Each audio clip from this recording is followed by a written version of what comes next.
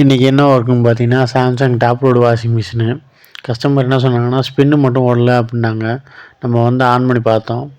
Spin போட்ட வேகத்துக்கு train motor வந்து இழுக்கவே இல்லை.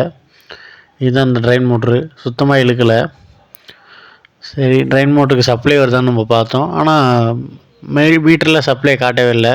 வெறும் பல்செட்டர் மட்டும் தான் ஒன்றுச்சு. அதனால போர்டை பிரித்து பார்த்தோம், ஏதாவது ஷார்ட் ஆகிருக்கான்னு. ஆனால் போர்டை செக் பண்ணி பார்த்ததில் கனெக்ஷன்லாம் கரெக்டாக இருந்துச்சு.